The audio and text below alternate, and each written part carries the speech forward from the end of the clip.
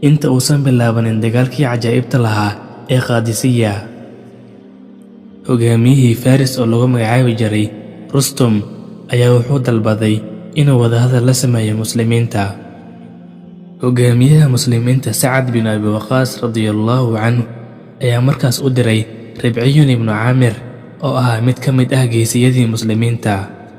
Rustum meesha uu deganayna waxaa lagu qurxiyey dahab, dhayman, xariir iyo wax walba oo qaali ah. Rustum isaguna waxa uu ku fadhiistay sariir dahab ah.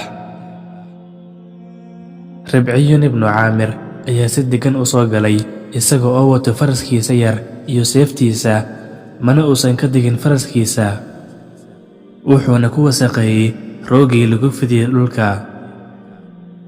Kadibna faraska ayuu ka degay, isagoon isdhibin ayuu ku xirtay mid ka mid ah daahyadii dahabka ahaa. Ciidankii ayaa ku dhaheen, hubka iska dhig. Wuxuuna ku yidhi, aniga ma idin imaan ee adinka i wacday, sidaas ayaana ku imid, ama sideeda iga leexda ama waan iska laabanayaa. Rustum ayaa dhahay, ii soo fasaxa. Ribciyun ibnu Caamir ayaa u galay isagoo warankiisa ku mudmudayo roogii lagu fidiyey dhulka. Meel walba uu marana way jeexmaysay. Ribciyun ibnu Caamir ayaa la weydiiyey, maxaa idin keenay?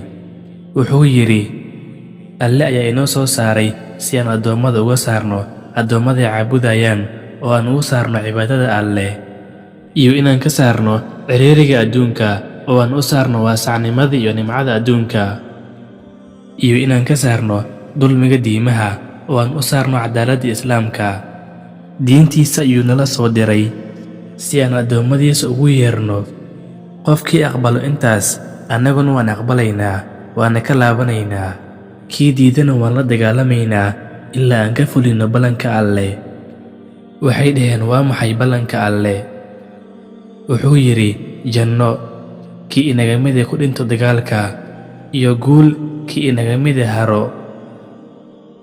Rustum ayaa dhahay, hadalkiina waan maqalne ee waqti mana siinaysaan si aan wadatashi u samayno.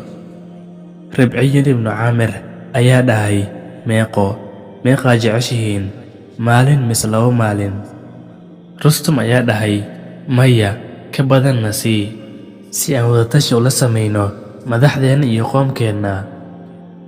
Ribciyun ibnu Caamir ayaa si geesinimo leh u dhahay, rasuulka Alle sallallahu calayhi wasallam nooma jidaynin inaan cadowgeenna u dib dhigno wax ka badan 3 maalin, ee arrinkiina ka tashta oo 3 mid ka doorta, islaamnimo, jisyo ama dagaal.